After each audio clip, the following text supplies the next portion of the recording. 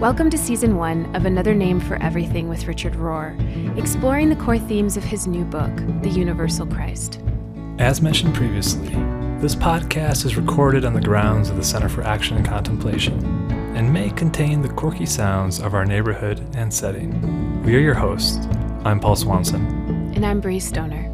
We're staff members of the Center for Action and Contemplation and students of this contemplative path, trying our best to live the wisdom of this tradition amidst making school lunches, cheeky podcast co-hosts, and the shifting state of our world. This is the 8th of 12 weekly episodes. Today we will be discussing Chapter 14, The Resurrection Journey, which Richard describes as a pivotal chapter in understanding the collective good news of the universal Christ. One more thing before we get started.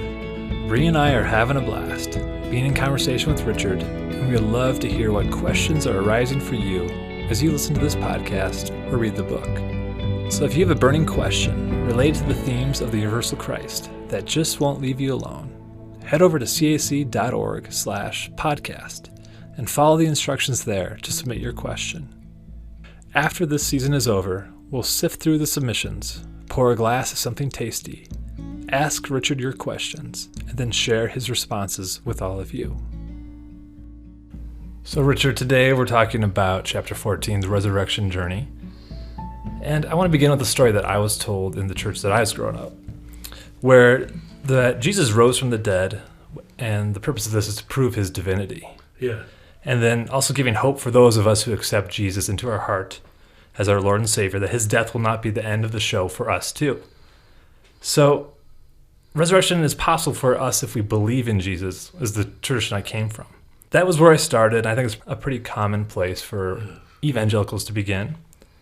But you can tell us about the limitations of that perspective and the invitation to a larger view of resurrection. Yeah. I probably overuse this term, transactional instead of transformational. But this would be another clear example of that. There's a metaphysical transaction that took place in Jesus' life or Mary's life or the saints. But you've also heard me say too much that human beings are so self-centered that they don't get interested in anything unless they're part of the deal. So it became this objectification of Jesus as the exclusive symbol of what God wanted to do, and we were supposed to believe it, and we all made the leap of faith and said, yes, we believe it. But there was a reason, at least in my analysis of looking at most Western Christian denominations, we didn't really get excited about it because it didn't include us. It was all about Jesus and a transaction between him and his Father again that we were supposed to trust really happened, and as you said, prove that he was God. So it left the whole meta-narrative up in the sky, if I can put it that way. Distant, metaphysical, mere belief. Nothing that was participatory. Nothing that was grace, really, that included us. So you just had the somewhat typical narrative that we Catholics handed on. But this is why I so often say you didn't really reform us. Now, the reason I emphasize that so much is because I think individualism did more than anything else to undercut the whole gospel message.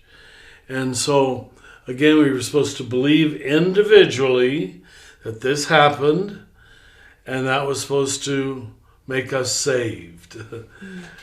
There's nothing transformational about that for your own soul. There's no grace in it for you. And until things tug at our heart, at our soul, at our experience, we don't tend to get excited about them.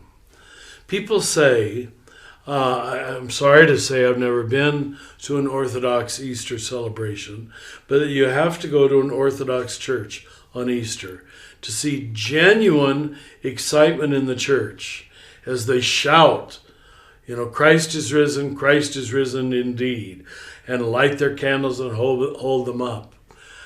Because, as you know, I say in the book, of course, the Eastern Church seems to have gotten the collective notion of resurrection. Now, I'm not saying all Orthodox people got it, but in general, it was taught there more than in the Western Church. Mm-hmm. So for us, it was a lone miracle, an anomaly, that no one ever has risen from the dead, but our Jesus did. And it left us sort of helpless because, we couldn't prove it, and other people said, well, I don't believe it. And so we got into fights with them for not believing it. Why would that make you a more transformed, loving person if you believed with your head that Jesus rose from the dead? Mm. Or the effect it often had was make you more smug, righteous, exclusionary from those who didn't believe what you believed. Mm-hmm. Why'd you look at me when you said smug? Say it again. Why'd you look at me when you said smug? Yes, you are so smug, Paul. But I was lucky enough to be at a Eastern Orthodox Holy Week. Oh, were you? Oh, and that tell me, was it true? It was amazing. I was able to bring some students with when I was working at a Bible college. And I'm glad you can bring that up as an example. Just the full body experience of, I felt like it was my first Easter in a lot of ways. Really? Yeah. See, you're not the first one who's told me that. Isn't that neat? Where there was genuine participatory excitement. Mm-hmm, mm-hmm. See, we sing it in our songs. Death is destroyed, but no one believes it. Mm. Do you understand? Do you think that has something to do with how profoundly we've adhered to this idea of being separate from each other? In other words, I'm struck by how we philosophically have just gotten into this worldview. I mean, and in many ways, maybe a necessary correction, right? Because we needed to feel our agency as human beings. Yeah, that's good enough. But we kind of collapsed into it to the point where we no longer see ourselves as an interdependent, interconnected whole. And so then salvation becomes individual. We lost that collective participatory. We were content to preach the gospel to people who had not yet woke up. Mm-hmm. If waking up is overcoming your separateness, that wasn't deemed essential, it seems. Mm. And so to very separate, autonomous selves, we preached the gospel. And it didn't have much historical effect, cultural effect, neighborhood effect, even church effect. So you're right. And of course, I make a lot in the book of that 1 Corinthians 15:13, which no one quotes. If there is no resurrection from death, Christ himself cannot have been raised. Mm-hmm. Why does no preacher quotes that? We just quote the next line. If Christ has not been raised, our preaching is useless and your faith is useless. We love to preach with a threat, but that the previous line says Christ was an example of the universal principle of resurrection from death. Mm. It's right there. 1 Corinthians 15:13. But we didn't hear it. We did. Of course, to be kind to our ancestors, we didn't have the science we have now, the biology we have now, which is aiding us to see, oh my gosh, nothing really dies in the universe. And nothing separate and nothing separate. Both of those, exactly. So that'll help us, I think, be more sympathetic to those who went ahead of us. Now the science that we've been given in quantum physics and molecular biology is saying, oh, this is the shape of the whole universe. Mm. It's good stuff. Yeah. And I love the way that you help us redefine resurrection as another word for change. Oh, thank you. And yes. in the book you talk about how it's Well, this is a quote from you. Resurrection is another word for change, but particularly positive change, which we tend to see only in the long run. In the short run, it often just looks like death. And from there, you go on to say even the intuition of the Catholic rites of life is not ended, it is merely changed. And this speaks to some of the intuitions of a religious or spiritual lens that science is in partnership with now, right? Yeah. But there's something about the human experience where we have a really difficult time with change, from whether it's a TV show getting canceled, people get upset, or the rearrangement of pews in the church. How do we learn to trust resurrection as change at the cellular level? And kind of another question to tag onto that for me is, do we have to at first not trust it to learn to trust that this change is indeed positive? Boy, that's a real foundational question. Why do human beings so fear, dislike, and oppose change? We prefer homeostasis, business as usual.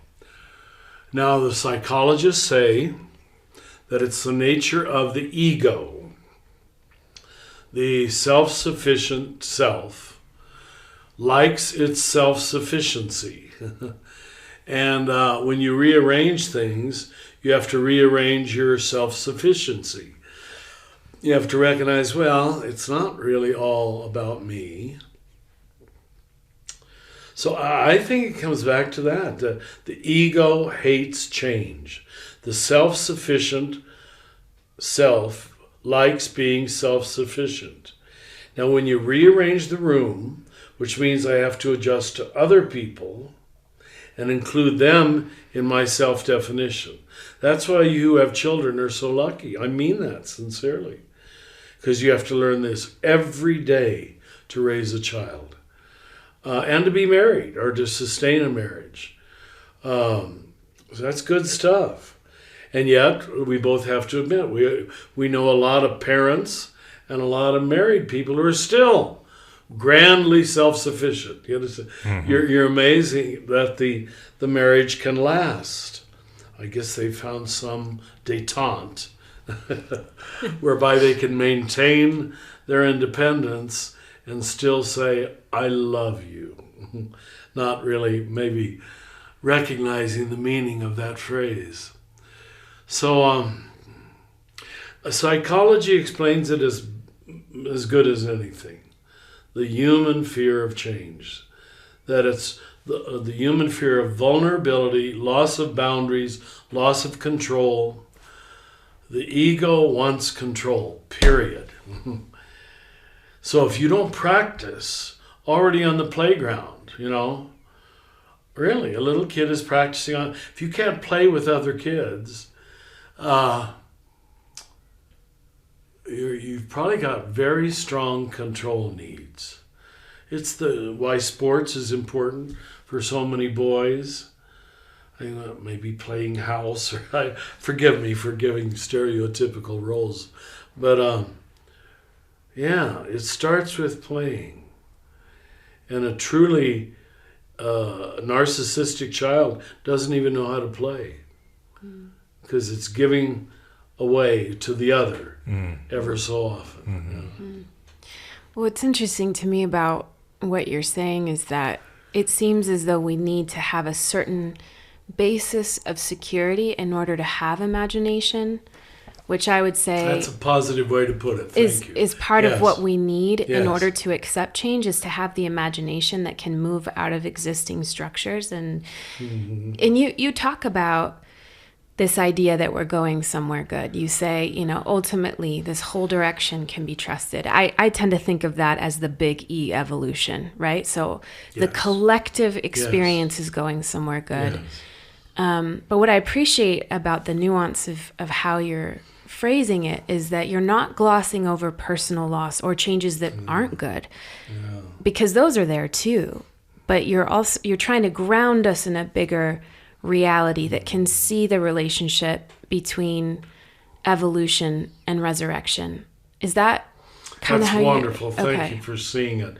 One statistic that's really helped all of us was was that 2 years ago or 3 years ago, when these statisticians said it can be proven there is less violence on the planet than ever before in history. Wow, that felt good. I'm just, really? Of course, it makes you think, what was history like? Right. Were we that savage? So there we have statistical evidence that human beings are growing up. Even though in the momentary, segmented, I'm living in Venezuela today, it doesn't appear to be true. Yeah.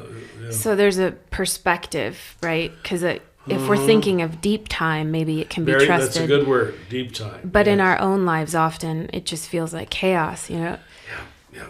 It usually feels like chaos. Yeah. I was on a hike this last weekend with a couple of friends, and one of my friends was telling me that he went on this beautiful walk with his sister, and it was a beautiful day, and the sun was shining, and the birds were chirping, and he describes his sister as a bit of a nature mystic. And they were having this experience, and they got home, and he said, "Oh, it's just a perfect day outside, and it's so beautiful, and it's so peaceful." And she said, "Well, that's an interesting perspective. If you were a bug trying to survive, you may have a different perspective on the day." And I thought, oh my gosh, that's exactly the changing of perspective. Yeah, what we face. I think it feels like chaos to us. I think we feel our personal losses so deeply, and I don't think that should be glossed over, right? Because there is grief. There's grief there, and loss, and there's violence. But I appreciate the way you frame that we're going somewhere good, that there's a deeper, bigger, trusting place to get to. And of course, I look at everything theologically, forgive me, but that's why we need Jesus front and center to dramatically present the 2 steps backward. Failure is part of the deal. And if God himself, if I can use Christian language, suffers failure and loss and death, then that must be the pattern of the whole. So I think that's why the crucified Jesus became our logo. It just has to be experienced like a divine zinger. Oh my God. It isn't just butterflies and rainbows, but hanging in the middle of this is a dramatic statement about trust the 2 steps backward. Trust the human tragedy. Even that will be part of the movement forward toward resurrection. That's really good stuff. I always say authentic Christianity is utter realism. It's not idealism. And I think an awful lot of Christians, especially liberal progressive types, still confuse the gospel with idealism. Kumbaya. Right. No, we don't have the luxury of kumbaya. Now we try to create that in first world Christianity, but it isn't true. Yeah. I'm thinking of Teilhard de Chardin, how he described the cross as the symbol of the sweat and toil and cost of evolution. Perfect. Wow. That's all I'm saying. He always says it better. Yeah, that's true. I don't know, that's Richard, so you've got some good well, ones. I'm trying. You just got there first. Richard, one of the things I love about this chapter is you bring in Jesus' wedding banquet metaphors. Good. And something that he uses a lot in his teaching. And it isn't noticed. Yeah. And you really help us kind of see the import of that. And how is Jesus talking about the resurrection journey within the banquet stories? Well, if Jesus' primary metaphor and image for eternity is consistently, and it is, a wedding banquet in which all are invited, and even in the text are included those several wedding banquet stories where we try to make it exclusionary. You don't have a wedding garment on. It's a perfect example of how the problem is included in the Bible. The resistance to the inclusive message, the nonviolent message. It's always there. And then there is one gospel, which I think we all love, Matthew 25, which isn't a banquet, but a courtroom scene. And I find it almost nefarious, if that word works, that we chose to emphasize the courtroom scene over the 10 metaphors of the banquet. Because a courtroom scene, as it is described in Matthew, is rather dualistic and clear. You know, the sheep and the goats, we like that. And of course, as you know, I love Matthew 25 because it emphasizes justice and care for the poor. And it's almost as if Jesus has to make that into a dualistic message, because we'll do everything we can to avoid it, to deny, as we have. Just look at Christian history. Despite the threat that Matthew 25 ends with, and Matthew loves to end with a threat. I always say he had unhealthy parenting patterns. His mother probably always threatened him, because he has to end everything with a dang threat. And that's all you remember. I remember last year when I was preaching on this here at the big parish church. They're all following me, you know, whatever you do to the least of the brothers and sisters. And I almost was tempted, don't read the final line, because that's all they're going to remember. And you could just see this shocked look. And those of you who do not will be thrust into the lake of fire for all eternity. That's all they remember. Yeah. It gives you theological PTSD. When you threaten people with eternal fire, well, it's simply the language in mythology of ultimacy, of importance. So forgive me for taking so much time on this, but we clearly chose Matthew 25 and threat for all the good that I love Matthew 25 instead of the many passages that are talking about a wedding feast, including the very first story in John's Gospel, the wedding feast at Cana, which is clearly a message about abundance and excess, replacing the 6 jars, is it 6 or 5? I can't remember, of waters of purification. He changes the waters of cleaning up into the wine of waking up. Wow. God, that's good stuff. Wow. You know, but there it is again, the wedding banquet. And, of course, we developed a whole theology of marriage out of that. Well, that shows Jesus is for marriage. No, of course. Which wasn't really the message. Yeah. Of course, Jesus was for marriage. But anyway. And I love even the invitation that you were saying right now to view it for the generosity of the banquet itself, because I know, like, just focusing on the miracle at Cana, miracle, you lose that whole that's right. abundance. Then it's the transaction instead of the transformation. You focus on the magical the magical thing, level. And you're not paying attention to the symbolism of what he's doing. Water into wine. Yeah. Hooray for our Jesus. Our God is better than your God. And that's not the message at all. Right. That's the message the ego wants it to be, to elevate my tribe above your tribe. My God can change water into wine. Great. Invite me to your next party. If that's God, of course. Yeah. Well, I'm glad you're bringing up the ego, because you have this line speaking to the wedding banquet metaphor. You say that the fragile ego always wants to set a price, and entrance requirement of some sort.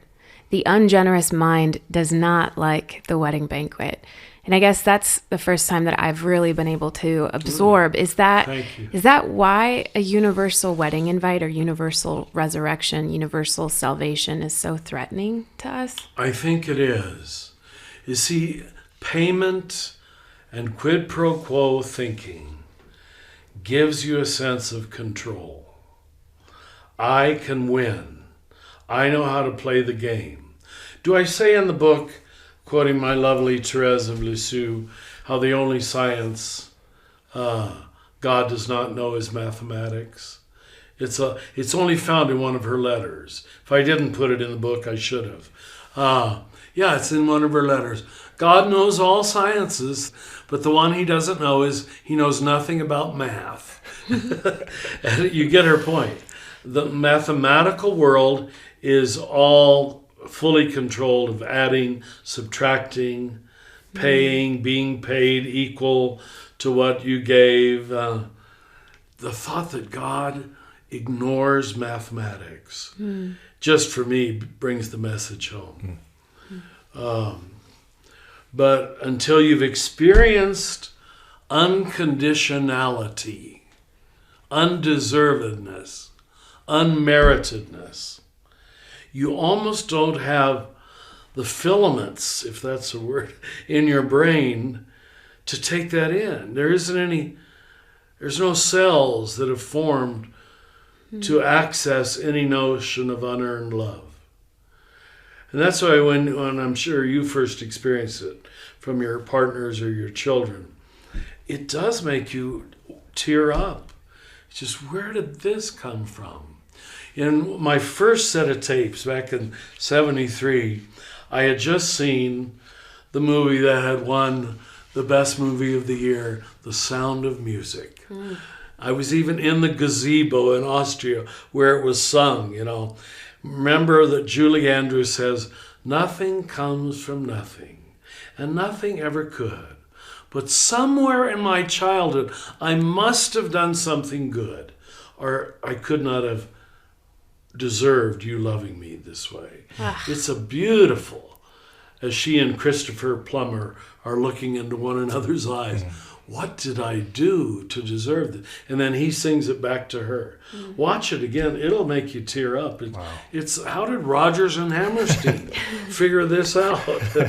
This is why we can't dismiss, The arts. Popular culture, movies, drama, novels, because again and again, without all the theological overlay, they get the foundational message. Yes, nothing comes from nothing. Nothing ever could. But it seems to have happened. Something came from nothing. Undeserved love. There's really major resistance because I'm not in control now. I'm really not. You mean I didn't earn it?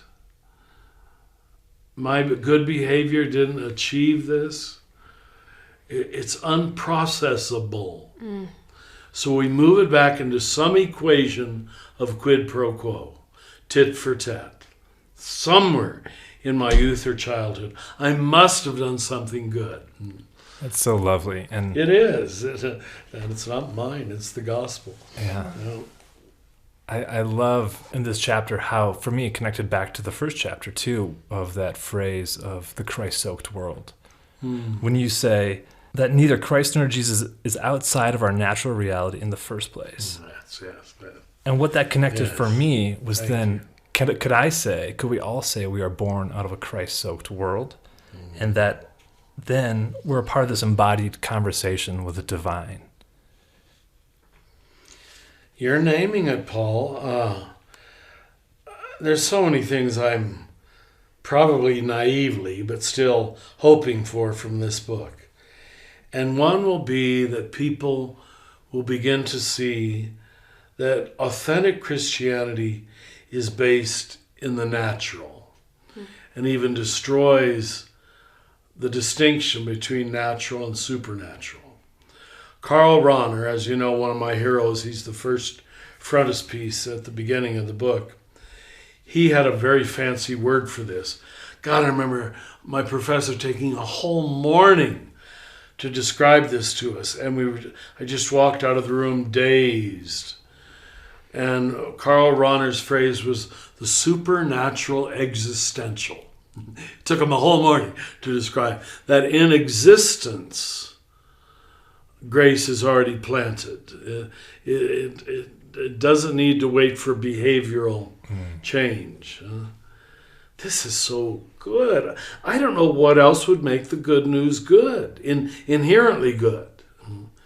If it's contingent on me understanding it or on the perfection of my response, I'm going to just say it is not good news. It leaves you inherently unstable, fragile, insecure, and trying to create artificial criteria by which you can be worthy. I went to Mass on Sunday.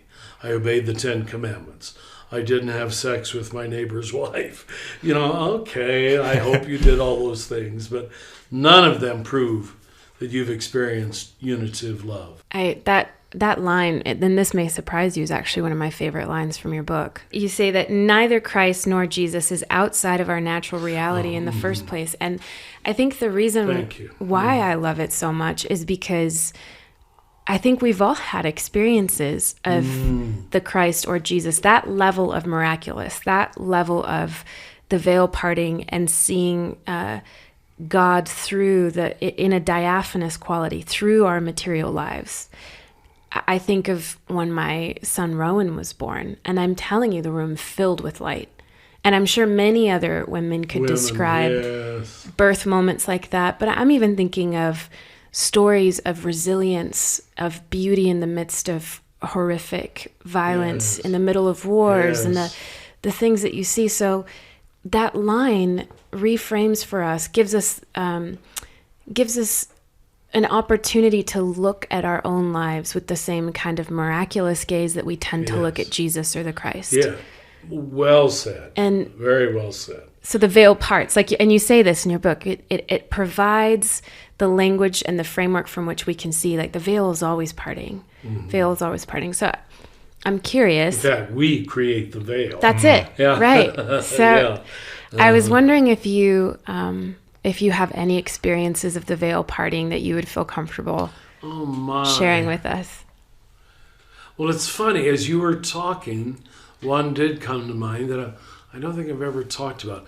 I did 2 of my hermitages in Lent at the new Camaldoli in Big Sur. I don't know if you've been there. Yes. It's a Camaldolese monastery.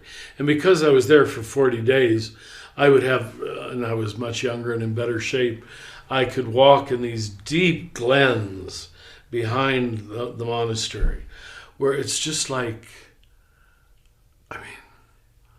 you think you're in, what's the movie that was filmed in New Zealand?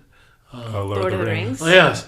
I thought I was in Lord of the Rings. It was just all kind of leaves and fallen redwood trees and little frogs and no sound could be heard.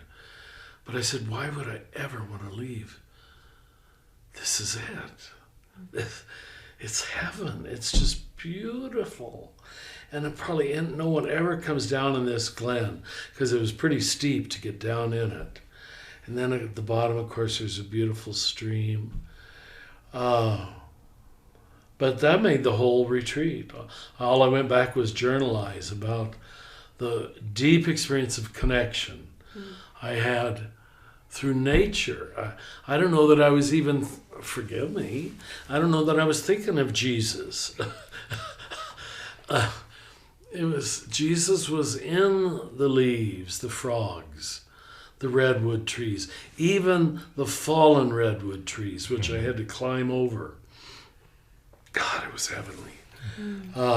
And I thought, how many people ever come to a place like this? It was just beautiful. So, yeah, I have to say the veil parted. And I went back there any number of times. And always would experience what I guess I'd call the residue of that original moment, where it was never as strong, but still just as confirming and just as enlightening, just as solidifying of my selfhood and my goodness. Wow. And no religious language was necessary. Even though now I can understand what religious language is trying to say, but I got to be honest, it often gets in the way. Because it becomes too pious, too churchy, too pretty, too circumscribed.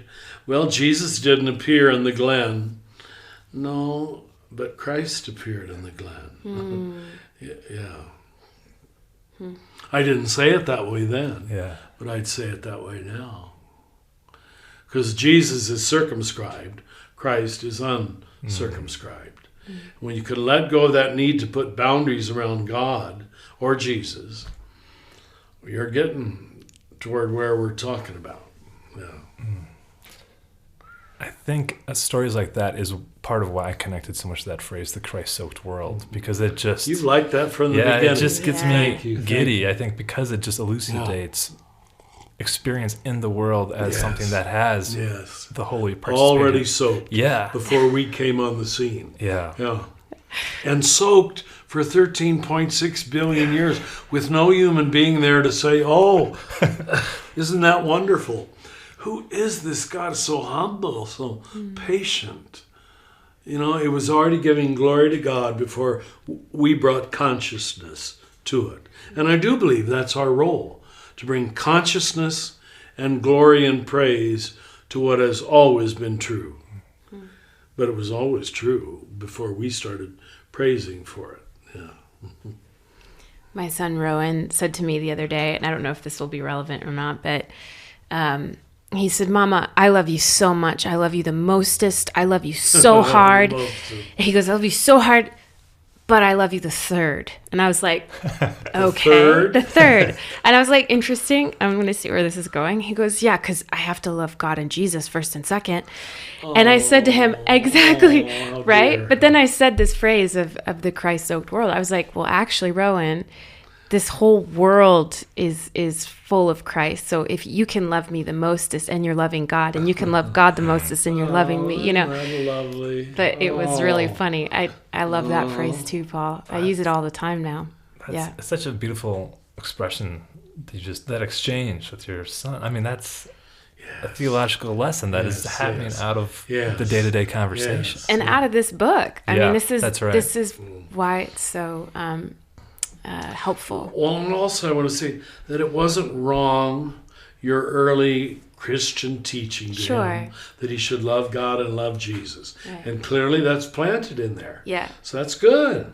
You've got to have an anchor by which to understand infinite love. Now that he's put you in the chain is all we need. That's all we need.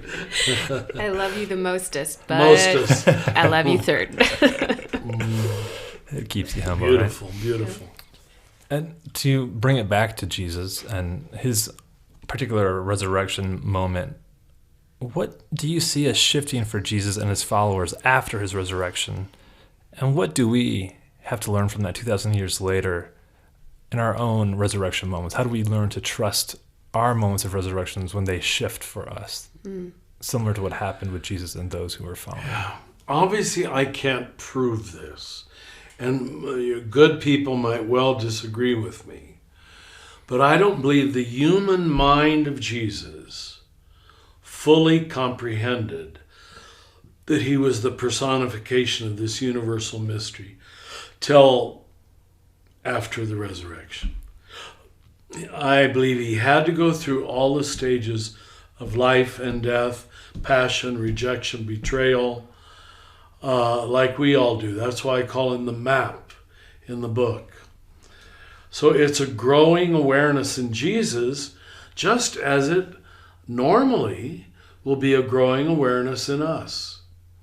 I've told you, or I don't know if I told you, but I said it in years past, how when I was a young priest and those young boys were all baptized in the Spirit and all excited about Jesus, and I was just sure they would all produce tremendous fruit. And then I saw after a while that just that knowing we're loved, didn't bear a lot of fruit in a whole bunch, because they had lived no life in between. To long for love, to need mercy, to need forgiveness. In other words, if you give the good news too glibly, too quickly, too easily, and it just becomes a formula. Jesus loves me, this I know, because the Bible told me so. I'm glad, but you got to create capacity for that. And that's life. You've got to hate yourself a few days. You've got to be rejected and say, what did I do wrong? Or whatever it might be. And so I'm just trying to show the parallels between our lives and Jesus. I think Jesus himself It wasn't earning his Christhood, but it was readying himself to hold such a big truth. So again, I can't prove that. But I don't think, when he asks, who do people say that I am? That's the giveaway, that he doesn't have perfect knowledge, it seems to me. And he's really saying to the apostles, how am I coming across? What are the crowds saying? Could it be true you are the Christ, the Son of the living God? But he doesn't say to them, yes, sir, I sure am. He just lets Peter say it. Okay, maybe I am. I don't know.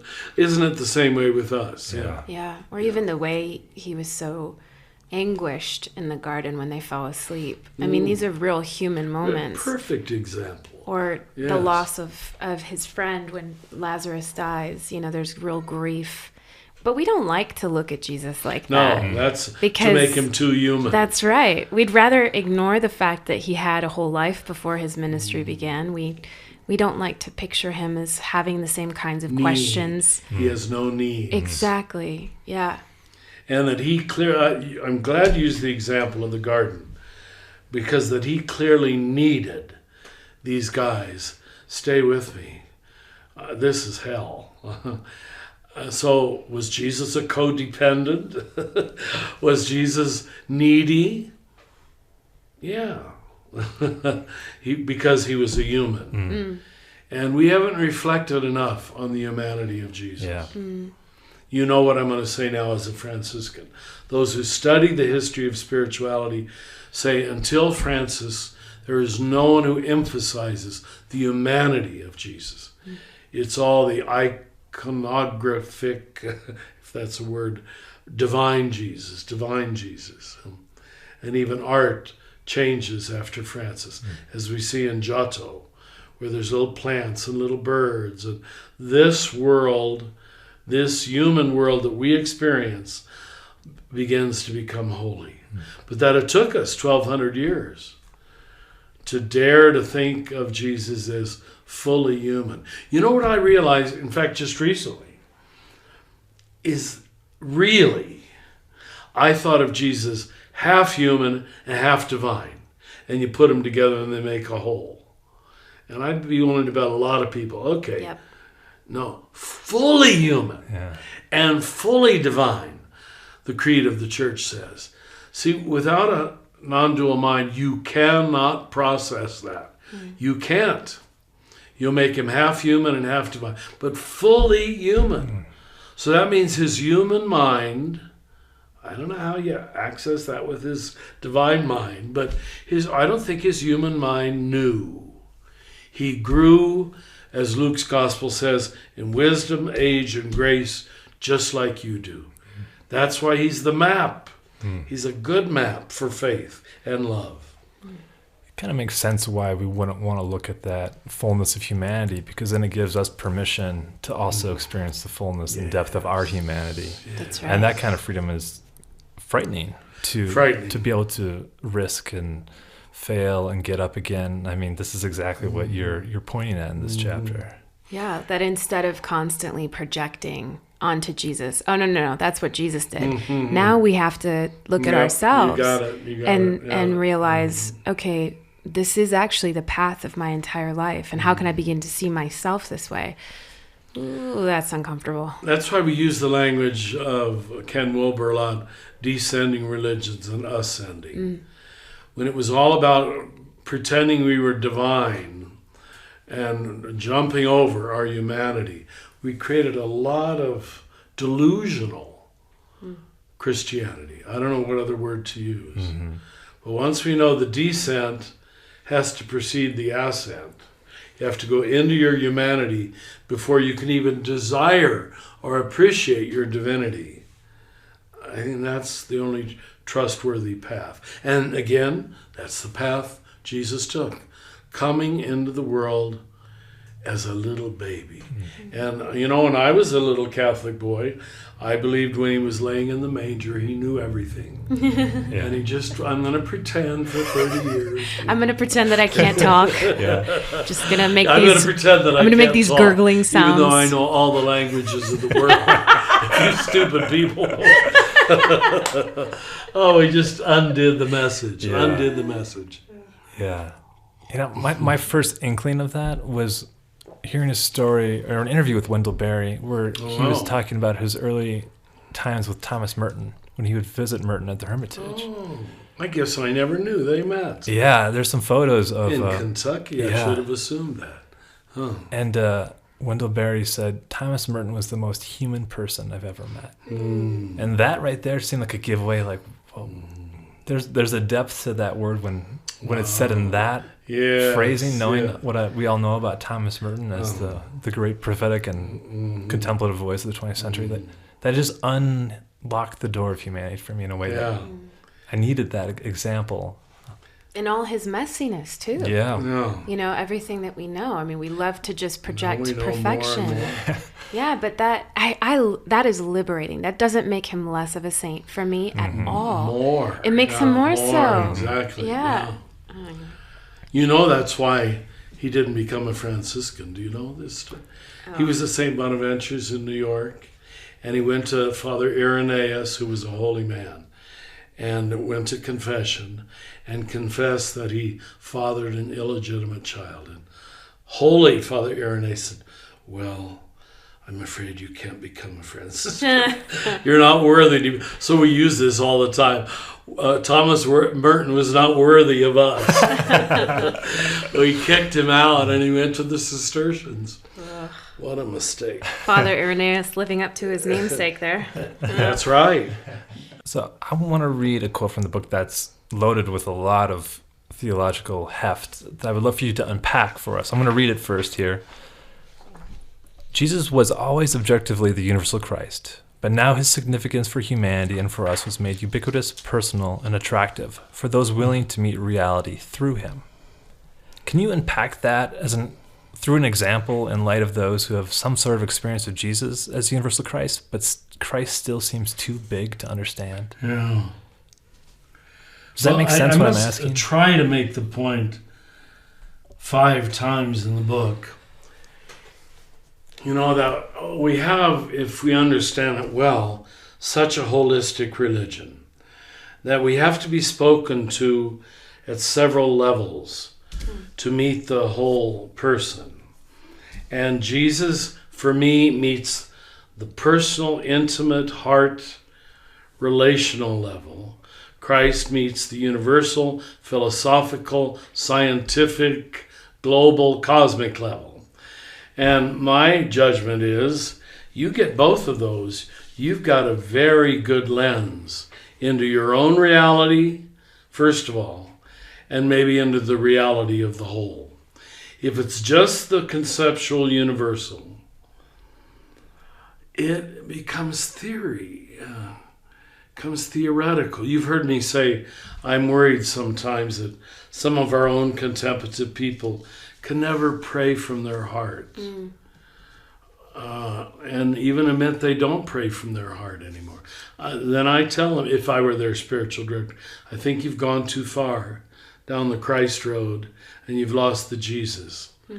Now there's other people in a lot of pious Catholicism, cozy evangelicalism, where it's so sentimental, it's so sweet, it's so individualistic, it's so personal. Jesus is my personal boyfriend. That it's just, you just want to say, gag me with a spoon. Just stop it.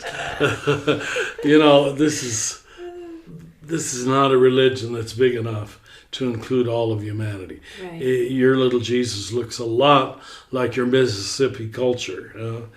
And you can't see that, but so I really do believe, I don't know if that was the import of your beautiful question, but thank you for letting me say it. Yeah. Was that Yeah, you nailed it, because I think it was I was just trying to name for folks where Christ is still too big of a concept to understand. And you're naming that Jesus is the gateway, and sometimes people can go too far down one road where they don't have the personal, but they have the cosmic, and vice versa. And that there you go. And until the cosmic becomes God for you, now, here, it doesn't engage the soul or the heart, or even the full mind. Yeah. That's interesting, though, coming from the evangelical background where the personal was the only emphasis, right? This quote where you're quoting Michael Dowd when he says he describes God as reality with a personality, I love that too. It's so helpful. But what that's helping me realize is that when it's so highly personal, our personalities overly influence how we view God. And I guess I never realized that before, that without the cosmic, we're sort of living by the tyranny of a God made in our own image. Of our set of blinders, our filter. So a 4 just falls in love with a beautiful God. A God of perfect beauty and symmetry. Asymmetry. Right, slight asymmetry. Monochromatic.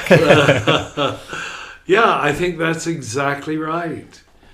And, my one type, we wanted a God who created order and was the judge and the law keeper and all of that. And, of course, my type became clergy. And so we saw ourselves as the policemen of the church, of the world. Word police and doctrinal police and ritual police. And that's the church I was raised with. A priest was pretty much a church policeman to keep everything in order. And to the ego trying to form itself into a structure, that's rather appealing in the early stages. Oh, okay, stay inside this boundary and I'll be a good boy and God will love me. But when you're still emphasizing that at 35 and 55, you're not growing up. Speaking of projecting our human personalities onto God, can you give us a brief overview of where the concept of hell came from? Wow. Well, I'm going to speak philosophically first of all, that I do believe we have to preserve the option of a human no, or we are not free. So there's some sense to that.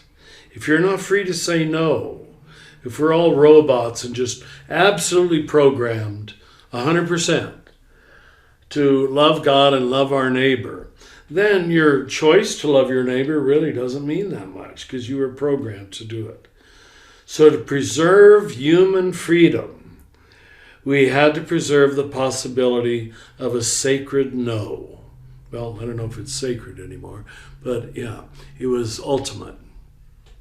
So to reveal the ultimacy and the danger of that no, most religions, even Buddhism, have some notion of a place of death, eternal death, totally missing the mark. It descended into the language of punishment and torture, especially after Dante in the West. But the seeds of it are found a lot, especially in Matthew's Gospel, although it's other places too. But it's all based on metaphors from the Old Testament, the sea of fire.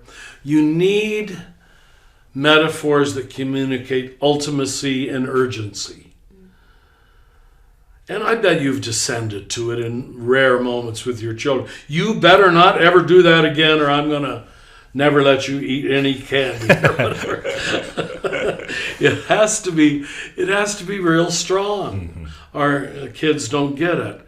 But eventually you have to grow out of being a kid and notice that was just a metaphor. You know, the various words that were used, not just in the Old Testament, but in the whole Mediterranean world, were Hades, Sheol. The Jews used Gehenna, the garbage dump outside of Jerusalem. Hades is not the same as our Western notion of Dante's hell. Hades is simply, and Sheol too, the place of the dead. If you read Greek mythology, the place of the shades.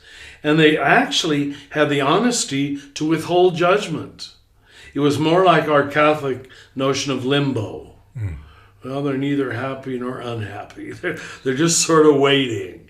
That was much more honest, to leave a place where we withhold judgment. But our judgmentalism finally won out, and we made it into a place of torture, eternal torture, and God being the torturer. I just can't say strong enough. And I'm not trying to be some iconoclast or liberal, that just undoes the whole good news. Because God is less loving suddenly than the worst person you've ever met in your life.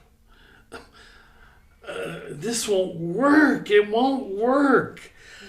To have this always sitting in the background, that Jesus told us to love our enemies.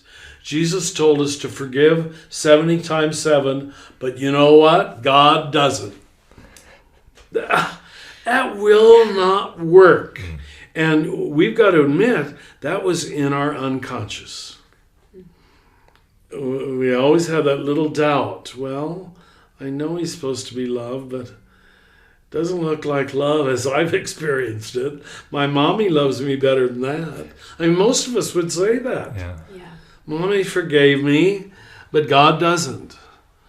God not only doesn't, but doesn't forever. Oh, it's just horrible. It's just horrible. Don't you tell this story? I think I've heard you tell What? this before about Teresa of Avila, what she says about hell. Oh, yeah. Well, and in fact, both the Teresas said that. Teresa of Lisieux, too. She had to keep on the good side of the Inquisition, which in Spain was at its height, of course. So you see this very often in her writings. She places her bet on the side of what the priests and cardinals want her to say. And so she said, oh yes, I believe in hell. And then the sisters say, she said out of the corner of her mouth, it's just that nobody's there.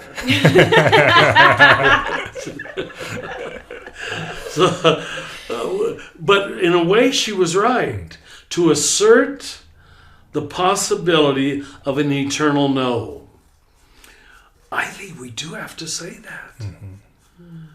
I mean, some of the people in history have been ogres till the last moment of life. Now, we still have to say that it might be a place of eternal death, not a place of eternal torture. I can even go that far, that it is possible for some people to choose death.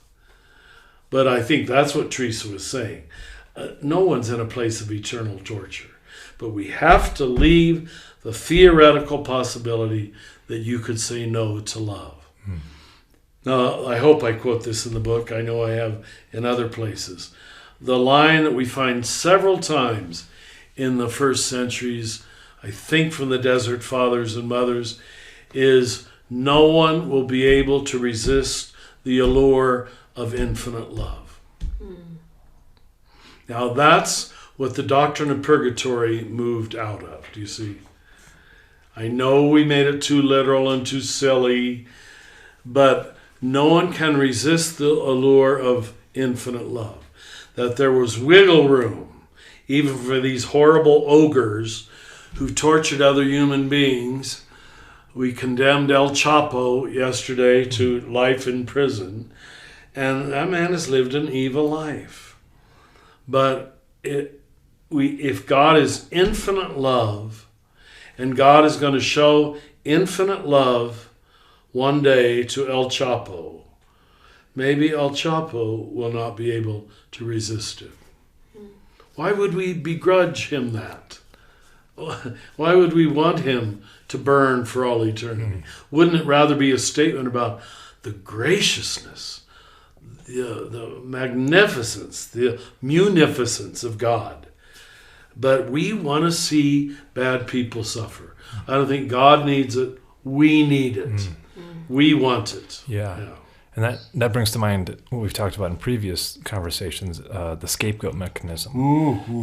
And that seems to be more, can you speak to that, about the connection between the scapegoat mechanism and how you kind of just open that door as far as kind of almost like the wish to see others suffer so that we can feel good about our own standing and what we were seeing ourselves in the light of our own goodness. The Germans have a word for it, Schadenfreude. They always have a word for everything. They put two words together. And Freude is joy, and Schaden is the shadow side of things.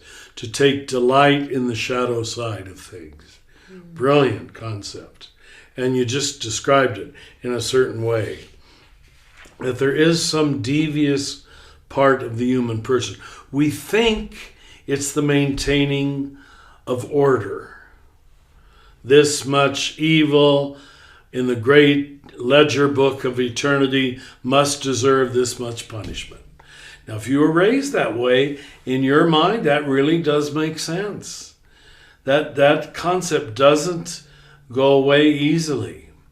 So the scapegoat mechanism was when, through the help of scholars like René Girard and rituals like Leviticus 16, it was revealed to us that human beings preferred to create a symbolic thing they could righteously hate, because they had to hate something.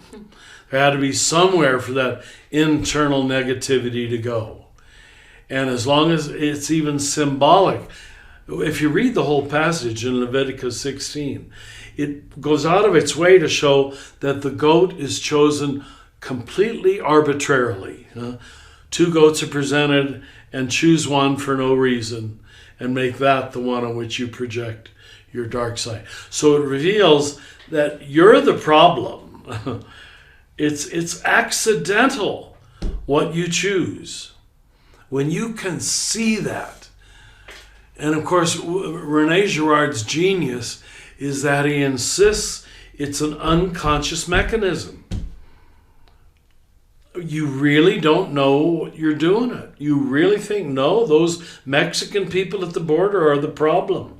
Just get rid of them, and America will be happy again. How do you unconvince people of what their ego needs to feel secure and superior? And remember, that's what the ego always wants, to feel separate and superior, and secure. So, I think one day René Girard will be a household name in Western Christianity.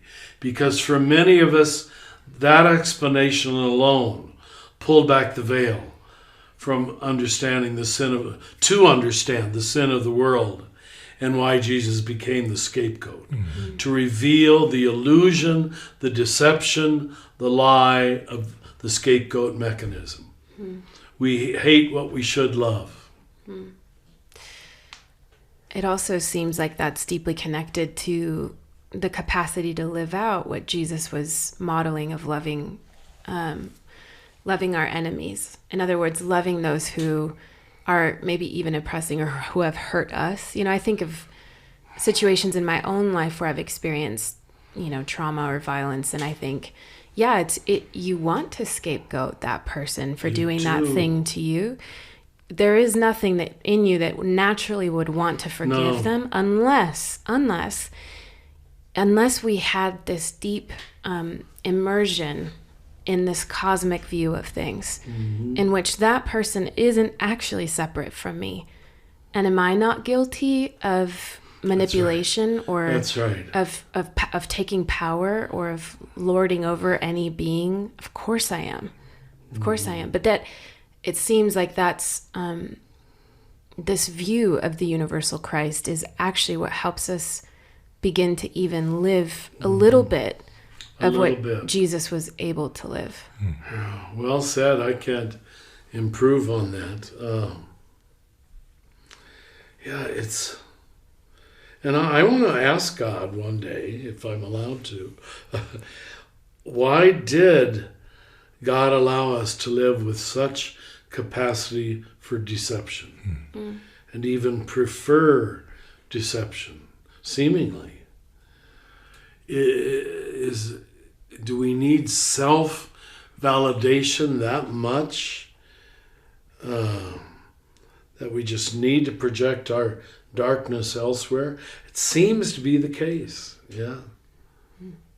But if God in God's infinite mercy knows that, the one who knows all can forgive all. We know a part. And once we all know, we're complicit. This is why this Pauline notion of evil. We're all complicit in the evil of the world. We live in a country that is profiting upon the oppression of the rest of the world. Now, we're not supposed to say that. We're not supposed to know that. Anybody who knows history knows it's true. How many bases does America have? Is it 360 or something like that? All over the world. We're the empire of the world. And so you and I are sitting here in this luxury and feeling so Christian. There is no human being who is not complicit and enjoying the fruits of injustice, deceit, lust, greed, gluttony, all the capital sins. Pray that, if I'm supposed to, that I can say that more clearly. Once we stop giving people a pure pedestal on which to stand, which is, I think, especially what evangelical Christianity tried to do. You are above the black people. You are above the rapists and all the rest.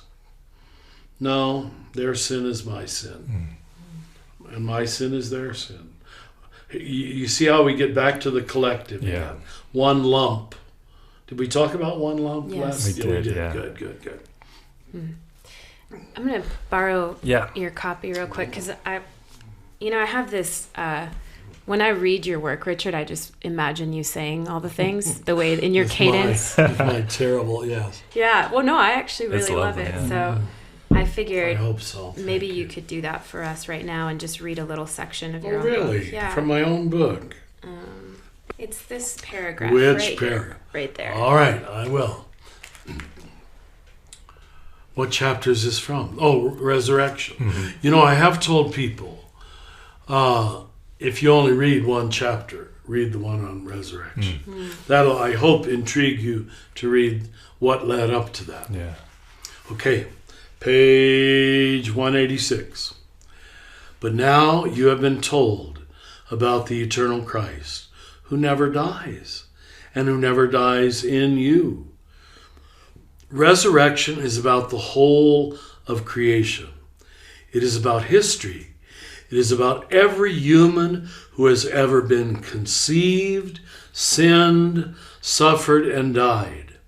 Every animal that has lived and died a tortured death, which is most of them. Every element that has changed from solid to liquid to ether over great expanses of time. It is about you, and it is about me. It is about everything. The Christ journey is indeed another name for everything. Oh, thank you for letting me read that. Sometimes my own words convert me. I do. I read that. I say, oh, God, that's good. Forgive the arrogance. No, thank you, Richard, for reading that. And as a way to close out this conversation, if resurrection is about the whole of creation, and we have this abundance of examples around us, where have you seen resurrection in your life in this past week? I can honestly say that an honest notion of resurrection becomes clearer every year older I get. And I think that's the benefit of having lived many years. You see, look, that passed. that was forgiven. That was let go of. That doesn't matter anymore. That changed. I changed.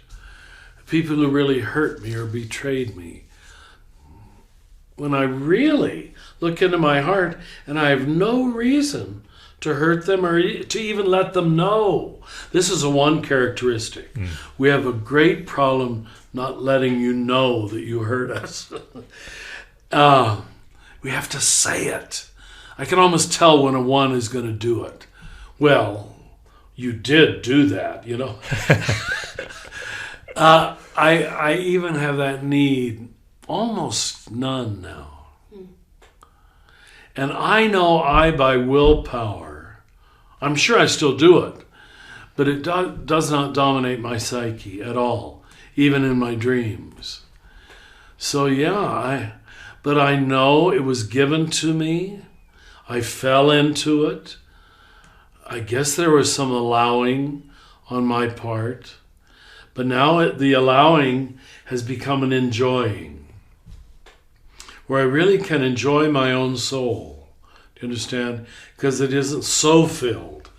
I'm not saying there isn't plenty there yet, but isn't so filled with junk, with negativity, with memories of who hurt me and how they hurt me and how much they hurt me. And you just want to say, oh God, I bet I hurt them.